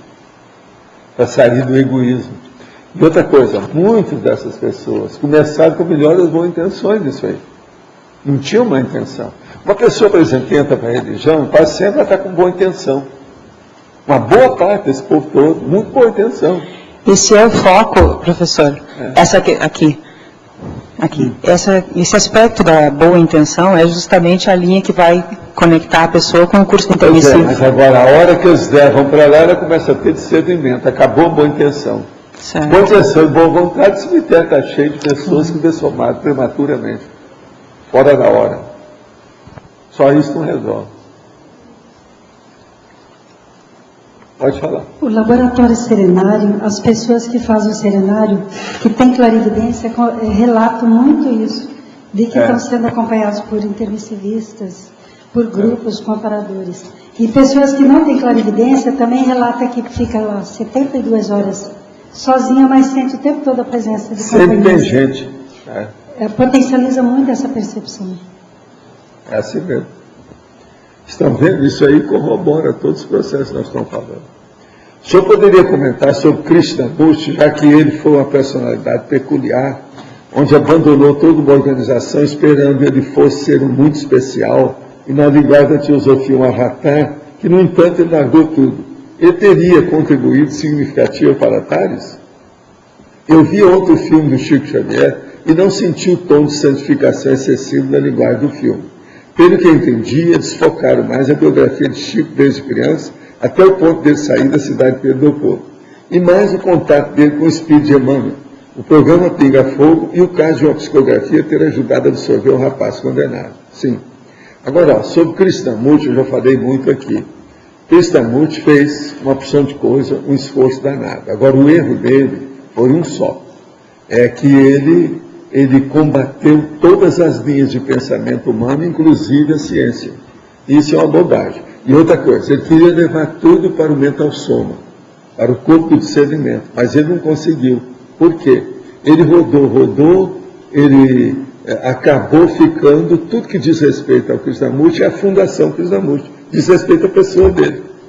Então o problema da ideia mesmo ficou quase que secundário na vida dele. Por isso que eu sempre evitei fazer minha biografia, esse troço todo. Minha pessoa não vale nada. Interessam as ideias, para ficar aí, porque isso é que vai conectar no auto-revezamento das próximas vidas. Agora, o Krishnamurti, o outro mal dele é que ele não assumiu o processo das energias e do parapsiquismo dele. Ele evitava, ele ficou como um filósofo, intocável, ninguém chegava nem perto dele direito. Isso aí é uma pena. Outra bobagem dele, uma terceira. A maioria dos livros, e ele escreveu um monte de livros, todos eles são mais ou menos iguais. Se você ler 6, você já leu dezenas. Mais ou menos é a mesma coisa. Agora, ele tem que dar um desconto muito grande nele. Ele foi perseguido pelo Lidbita, teve um processo de pedofilia, houve um problema que ele não estudou do jeito que era, e outra coisa, não estudou. E isso na Índia, presta atenção como é que fica. Então fica tudo na base da poesia, da literatura, do lirismo, do romantismo, que é a vida dele, muita coisa baseada nisso. Agora, foi uma personalidade, né? Fora de série, uma opção de coisa. Meu companheiro tem feito EV, mas ainda não tem claro de que modo as consciências utilizam isso na PENEPS e nem como o EV pode afastar assediadores. Ele não se utiliza dessa mesma energia. O senhor pode esclarecer um pouco mais? Já me disseram que fui uma essênia. O que o senhor tem a dizer de Flávio José, que também é essênio? Olha aqui. Vamos estudar isso tudo e coloca o seu companheiro também estudando. Fala com ele para anotar as coisas. Agora, esse negócio de essênio, estuda, anota as coisas, mas ó, tem de tudo nisso. Falaram até que o J. Cris também era essênio, teve uma escola essênio. Existe um monte dessas coisas baseadas aí. Sim. Um minuto. A respeito de Chico Xavier, sendo assim, com tudo aquilo que ocorreu na vida dele, baseado até em filmes agora, com uma obra que pode ser de cotidiano, dizendo-se autobiografia dele não autorizada, relatada apenas por pessoas que estiveram perto dele, tem essa vasta questões de também ele não ser uma pessoa materialista, certo? Voltando a esse ponto, eu gostaria de saber o seguinte: o que você, na tua opinião, pensa sobre Chico Xavier? Eu já falei muito aí, só agora devido ao processo aí de centenário dele, eu dei uma meia dúzia aí de entrevistas. Meu caso é o seguinte: eu trabalhei com ele durante 10 anos, uma década inteira, de 1956 a 1966. Agora, fui trabalhar com ele para tirá-lo de Pedro Leopoldo. Eu falo isso bem claro, na cara de todo mundo. Foi o que aconteceu, baseado em fatos. Na minha idade, eu quero falar tudo baseado em fatos. Eu já não quero falar da minha pessoa, mas eu tenho que falar o passado, o que aconteceu comigo. Então, eu deixei o movimento espírita em 66, faz 44 anos. Agora, deixei por quê? Porque quando eu estava trabalhando lá, eu já era médico psicógrafo, já fazia assistência, eu já conhecia tudo isso. A minha mãe pediu para eu entrar lá, e nós temos contato com o Chico, para eu ajudá-lo, porque ele estava sob uma força enorme de escândalo. Nós chegamos lá, eu e minha mãe fomos verificar se era. Isso foi em 1955. Em 56 eu comecei a trabalhar com ele. Quando eu encontrei com ele, eu tinha 23 anos. Ele tinha 45 anos. Sabe como é que é? Agora, o que se passa? Realmente, eu fui tocar no assunto lá do processo de Pedro Leopoldo, e se ele queria sair de lá, ele começou até a chorar. Entende? O negócio estava sob uma pressão enorme. Então eu falei com ele: ó, se você quiser, eu vou preparar a vida e te levo para Uberaba.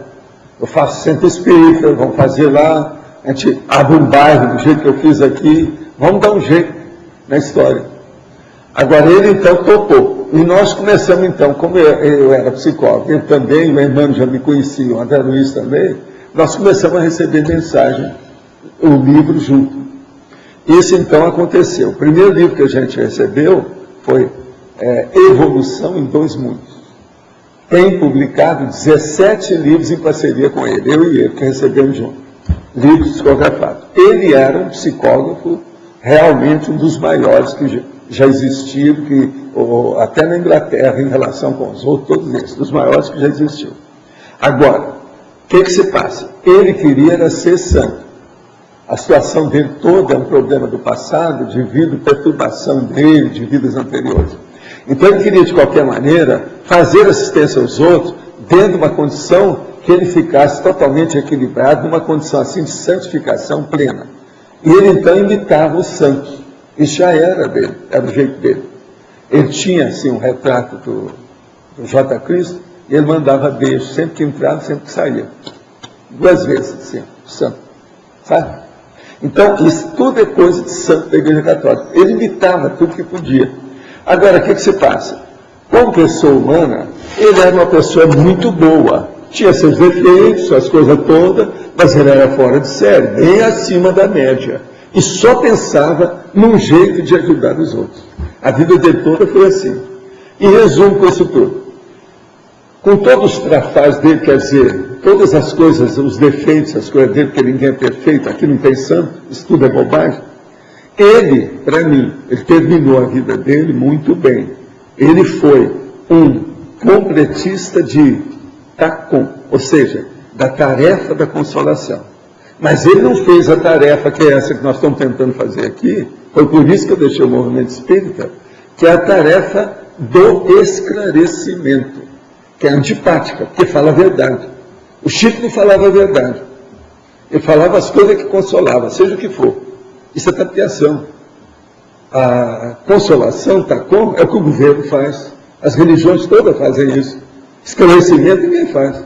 Como é que uma religião vai fazer esclarecimento se ela é sectária? Ela não tem autoridade moral para isso. Para fazer esclarecimento, a pessoa tem que ser universalista. Amar todo mundo. Nada de estar escolhendo. Todo mundo é o mesmo filho. Seja lá do que for, que criador que for. Você entende o que é? Agora, sobre esse aspecto, ele é fora de série. Agora, por exemplo, os repórteres vieram me perguntar de diversas revistas, jornais aí, televisão e tal. Eu, então, fui falar. Toda pergunta que me pergunta, eu falo. Tudo que me questiona, eu digo. Eu não tenho nada para esconder. Agora, isso aí causa uma celeuma danada. Eu já sabia disso. Quando ele dessomou, em 2002, eu falei assim, olha, a hora que eles forem comemorar o centenário do Chico daqui a 8 anos, esse negócio todo vai virar contra mim, porque tem os mal-amados, tem as viúvas, tem os órfãos do Chico, do Espiritismo, todo mundo vem atrás de mim, porque eu trabalhei com ele, a gente estava na liderança dele, disso tudo. De uma hora para outra eu saí.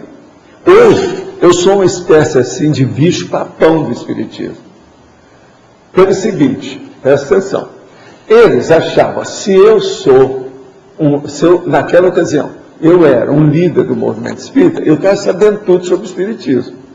E o Espiritismo, para eles, é uma coisa perfeita, não tem erro. Allan Kardec e J. Cristo é o máximo, acabou, fim de papo.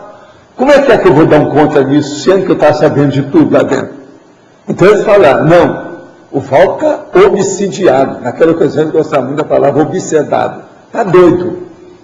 Agora, o que se passa? Faz 44 anos eu estou aqui. Não fiquei obsedado coisa nenhuma. Entende? Todos esses caras que falaram isso é dessomado, já encontraram comigo. Alguns até arrependidos das bobagens que fizeram comigo.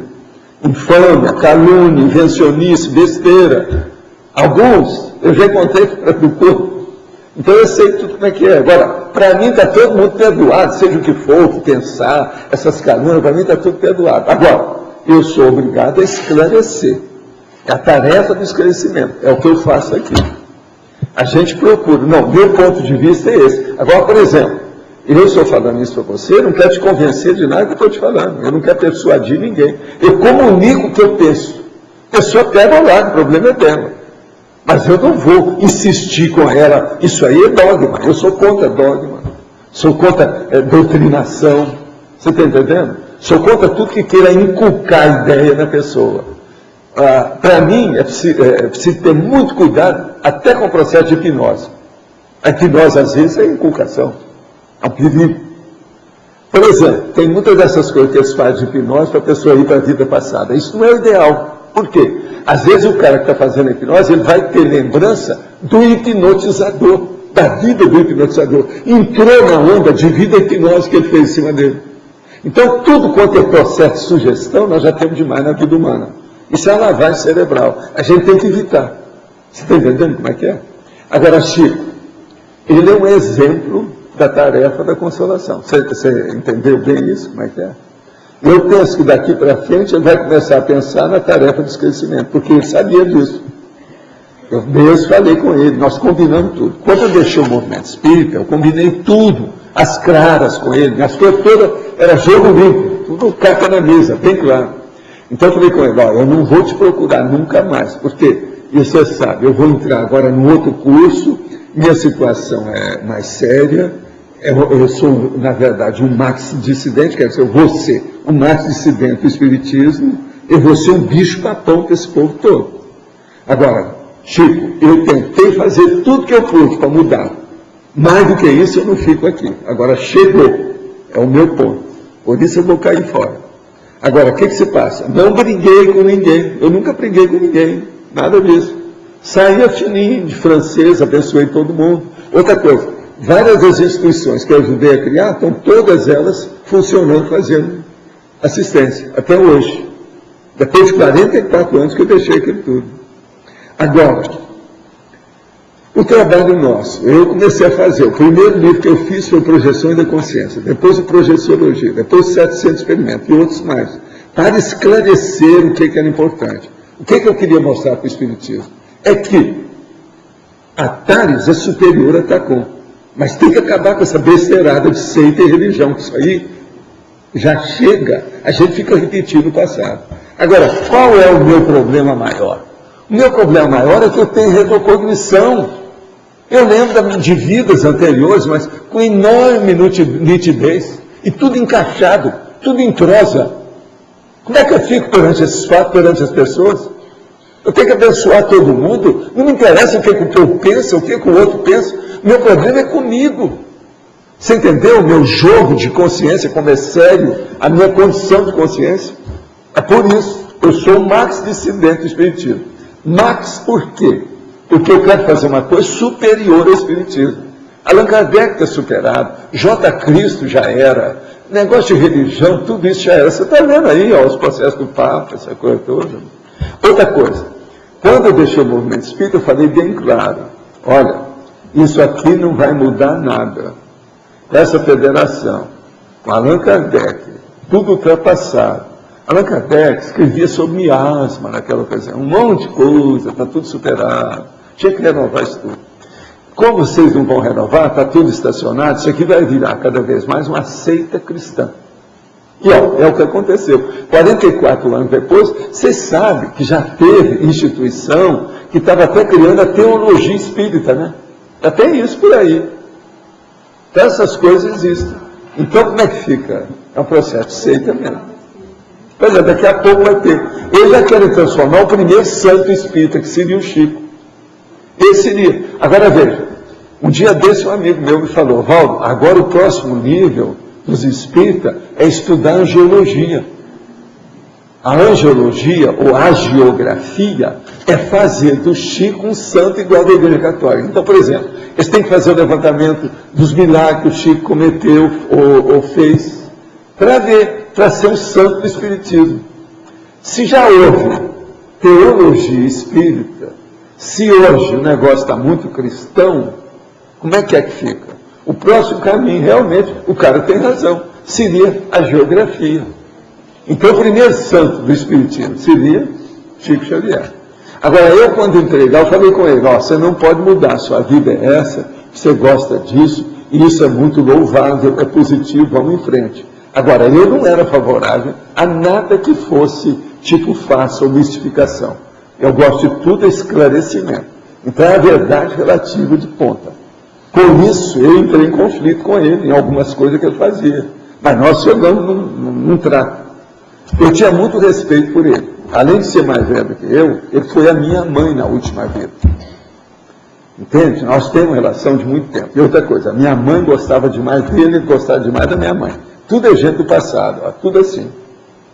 Agora, hoje eles estão vendo aí as coisas como é que estão, o movimento continua, e é muito difícil quando cria uma seita assim, das pessoas renovarem. Muito difícil, por causa das tradições. A maior prova disso é o processo do pan-judaísmo. O judaísmo que está aí, por exemplo, eles já estão com 5 milênios. Muitas dessas coisas têm 12 milênios de tudo que eles fazem. O tradicionalismo é enorme. Há um tradicionalismo até na roupa que eles usam, o jeito que a pessoa usa. Até aquele que não é profissional, às vezes, já tem um jeito de mudança típico do judeu. Isso tudo, essa mudança, esse tradicionalismo é muito difícil. A gente entende como é que é isso.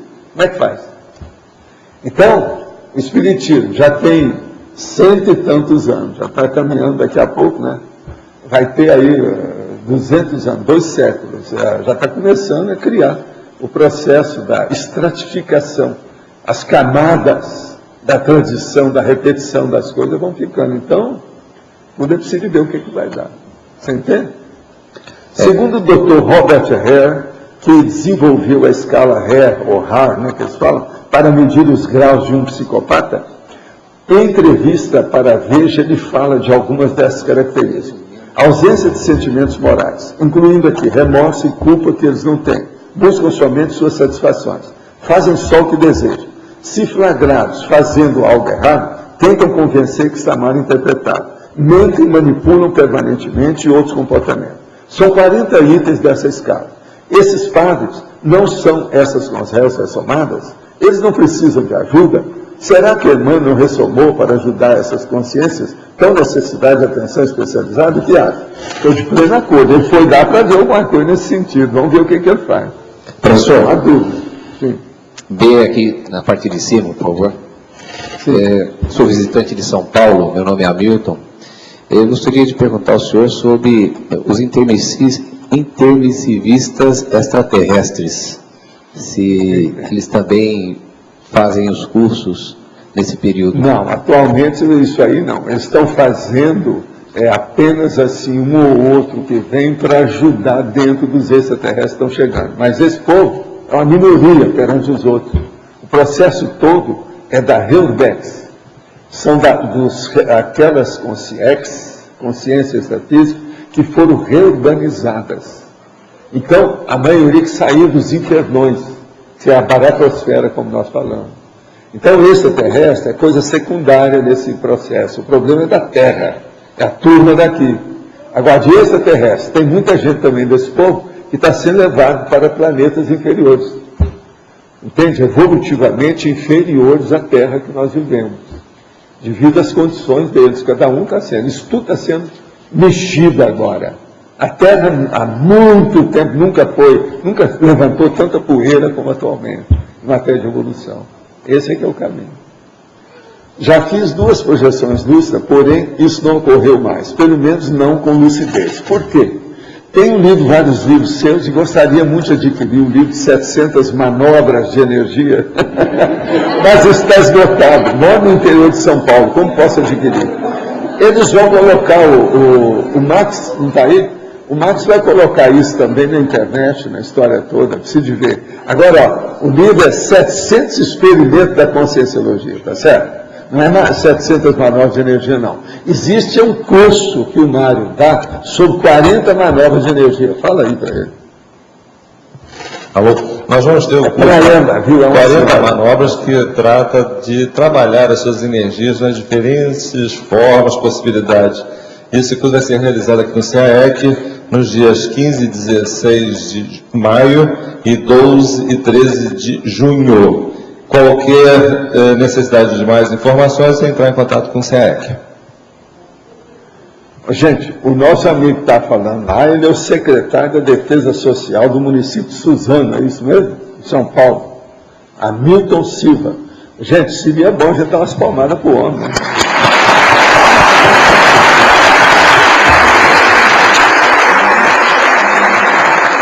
Muito bom, Hamilton. A casa é sua, hein? Tá certo? Quem é que está aí? Professor, aqui no aí, pode falar. Ontem, quando o professor leu aquela carta, que é uma resposta às críticas que estava recebendo, você citou alguns nomes. Você falou do Leopoldo Machado e chegou a citar também... Recaída Schuppel. Isso. E depois você falou brevemente sobre o Frederico Figner. Frederico Figner. Aí você Frederico Figner, irmão Jacó, do livro Isso. Então, exatamente sobre isso eu queria saber. Você comentou que ele teve um contato, depois daquela dessoma, ele passou por processo de Nelex, de melancolia extrafísica, e passou por uma reciclagem, ele teve contato com um orientador evolutivo. Não, ele teve uma das coisas dele, era isso que o livro Voltei explica, mas explica assim muito en passant, mas mostra como é que ele se mostrou como consim cobaia para o povo extrafísico. Pega o livro Voltei. Eu peguei esse livro. Agora veja, quem está falando lá, o irmão Jacó do irmão lá, é o Frederico Figner. O Frederico Figner, ele tinha uma casa de música, disco no Rio de Janeiro, fazia anúncio no Brasil inteiro. Isso é antes, é coisa de muito tempo, no início da Belle Époque, no início do século XX. Entende? E ele então dessomou que ele era espírita. A casa lá dele, a casa do Frederico Figner, essa casa, o Frederico Figner, essa casa comercial era um ponto até dos espíritas que iam lá, aquele negócio todo na ocasião. Então, quando ele dessomou, ele foi obrigado a falar as bobagens que ele cometeu, os erros dele, e falou tudo com muita franqueza. O livro Voltei é isso. Então, eu cheguei a ler o livro e cheguei também a pesquisar a biografia dele. Tem algumas ele era uma pessoa boa, viu, Frederico? Ele fez tudo isso que está falando lá, ele era uma pessoa muito boa. Muita gente falava a favor dele. A minha dúvida é em relação a esse contato com o orientador evolutivo. Se isso está no livro. Não tem nada disso. Eu estou falando que lá equivalia um processo de orientador evolutivo, mas não tem nada não. Lá é um negócio muito assim, en passant, de religião. O livro todo foi feito muito carregado ainda de espiritismo. Você está entendendo? É igualzinho às obras de André Luiz. Ele nunca pôde clarear muito aquilo. Porque se fosse explicitar mais, eles nem publicavam o livro. Foi por isso que lá pelas tantas eu nem mandei mais livro para a federação. No fim que eu estava no movimento espírita, a gente publicava lá em Uberaba. O último livro que eu estive lá, por exemplo, foi um negócio Técnica de Viver do Kel Van Dyne. Foi publicado lá em Uberaba. O outro, o livro do Balzac, que eu dava até muita importância para ele, que era o único romance que eu tinha recebido, e eu sabia que eu não ia mexer mais com aquilo, eu publiquei também, junto com meus amigos, lá na SEC, em Uberaba. Eu não mandei para a federação. Então a gente já não mandava para poder ficar livre dos processos da canga, do programa federativo, que lá é um vaticaninho, como eles chamavam. Outra coisa, eles chamavam que os 5 livros básicos de Allan Kardec era chamado de Pentateuco Espírita. Você tem uma ideia. Eu, por exemplo, enquanto tive no movimento espírita, combatia essas ideias todas da Igreja Católica lá dentro, mas não adiantou nada. No fim, eu queria esclarecer isso de uma maneira mais institucional. Então, eu criei a Exposição Espírita Permanente. Todo mundo ficou feliz com aquilo, queria me ajudar. Arranjamos uma planta baixa de situação, quer dizer, toda uma planta, de quem? Do doutor Oscar Niemeyer. Esse mesmo está fazendo entre nós. Isso, gente, fazem 45 anos, 46 por aí, mais ou menos isso. Ele que fez a planta. Agora, nós começamos a fazer, mas a hora que começamos a fazer, o povo tudo começou a tirar o corpo fora.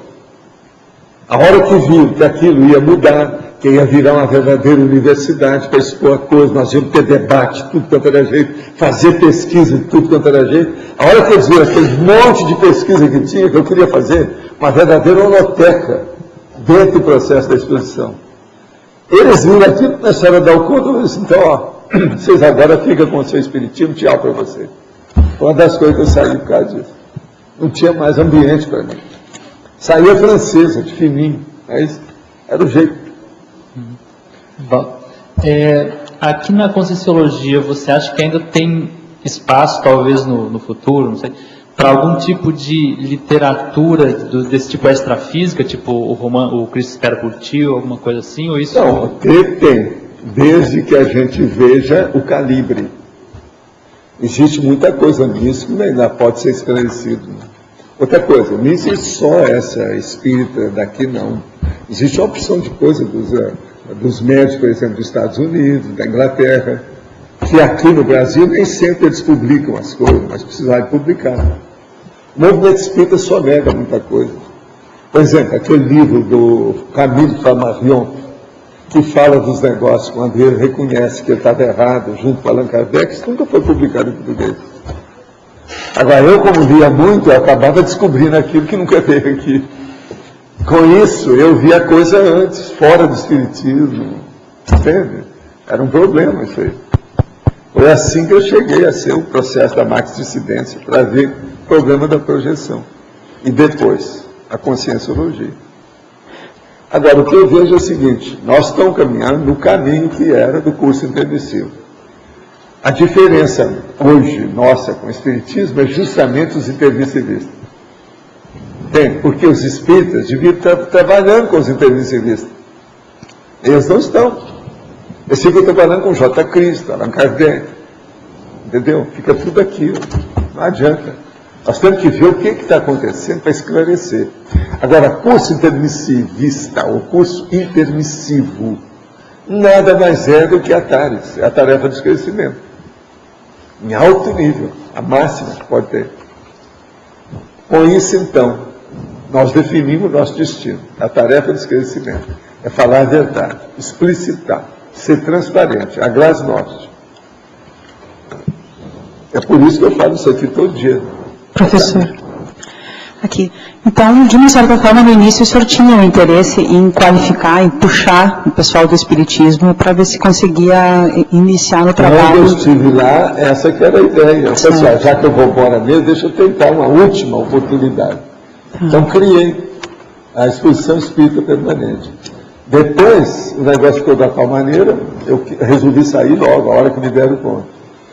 E eles, então, pegaram aquela... Eu mesmo tinha dado a ideia. Então, já que nós estamos construindo aí a exposição, vocês fazem disso uma obra de assistência social. Então, eles colocaram os gerontes lá, pessoas de idade, os velhinhos. Tem uma casa até hoje, junto à comunhão, tudo que nós fizemos. Está tudo lá. Eles tratam de velhinhos, eles moram lá dentro, estão fazendo assistência. E é o departamento da SEC, Comunhão Espírita Cristã. Agora, dentro desse pessoal, tinha gente que tinha feito curso intermissivo, que teria condições de alguns seguir tinham firme. fora de lá comigo. Certo. Os outros ficaram que eu não tinha. Alguns entenderam isso logo. É que muitos que saíram comigo já morreram também, né? Depois de 44 anos, não tem mais ninguém aqui. E 60 Uma gente anos. boa, Sim. me seguiu, uma opção de coisa, me ajudou muito. Então, lá atrás, professor, esse era uma espécie de plano A, eu não sei se eu entendi bem, era uma espécie de plano A, conseguir chamar o pessoal... A gente tentou ajustar a coisa devido ao passado e devido à assistência ao Chico Xavier. Você está entendendo? Estou entendendo. Agora, o meu plano sempre foi conscienciologia. Ok. Eu já sabia disso desde... Com 14 anos eu já sabia o que eu ia fazer. Sim. Agora, veja, eu deixei o movimento espírita 20 anos depois. Eu tinha 34 anos. Porque, por exemplo, se o pessoal... Agora, o movimento espírita me ajudou demais. Sim, claro. Eu aprendi o que era bom e também muita coisa que não presta, o que eu devia de evitar. O caso do processo de religião, os problemas do estudo da mediunidade, o problema do guia cego, esse processo da comunicação interdimensional, tudo isso. Então, tiveram algumas pessoas que tiveram condições de qualificar e a coisa não... Tá, mas você sabe, fazendo o curso intermissivo já é difícil, a vida mesmo de vocês. Olha o que é que não acontece aí. A gente sabe. Nós temos mini dissidente entre nós, veja bem, que fizeram curso intermissivo. É um esforço danado. A natureza humana, gente, é muito complexazinha. Entende? É um pouquinho complexa. Agora pensa bem aqueles que não fizeram. Como é que fica? A gente tem que ter paciência. Não é isso? É a vida. Quem é que está aí com o microfone? Tem alguém aí? Como é que nós estamos? Pode falar. A Rosa. Professor, eu tive 25 anos de espiritismo, né? Eu li toda a obra de Kardec, em obras póstumas, ele coloca que ele estava apenas começando, o senhor leu obras póstumas, e que viriam outros autores, dariam continuidade ao trabalho dele. Só que no Espiritismo eles não aceitavam isso. Quando eu fazia palestra e colocava coisas novas, né, assim como aconteceu com o senhor, acontecia comigo, eu fui proibida até de fazer palestra. Eu não podia introduzir nada novo, nem cientificamente comprovado, entendeu? Então o problema do Espiritismo é eles serem estáticos. E não toda religião é isso, mas é isso que eu falo.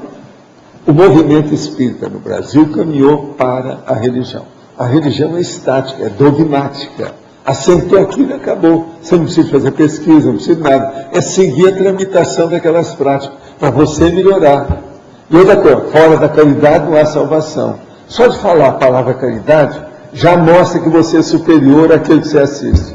Está tudo errado no homem, tudo isso. Então, o problema, tem lá uns dados de Allan Kardec que fala sobre tolerância, trabalho. Tolerância é outra palavra difícil, teria que mudar isso tudo. Eu aprendi isso muito cedo.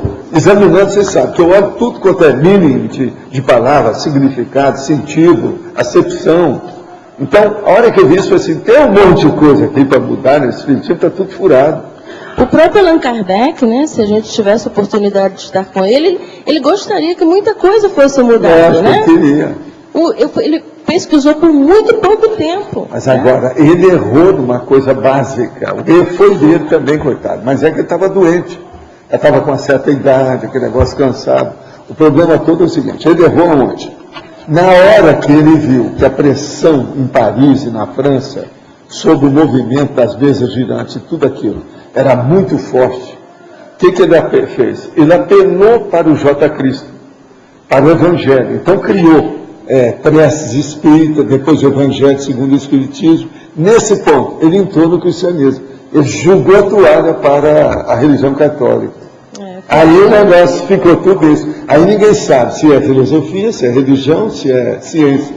Foi o grande e ficou essa bagunça. Ele daí a pouco morreu, de uma hora para outra, aquilo criou problema. E eles aceitaram. Outra coisa, ele teve muito pouco tempo para trabalhar com isso. Foi só uns 14 anos. No fim da vida, já doente.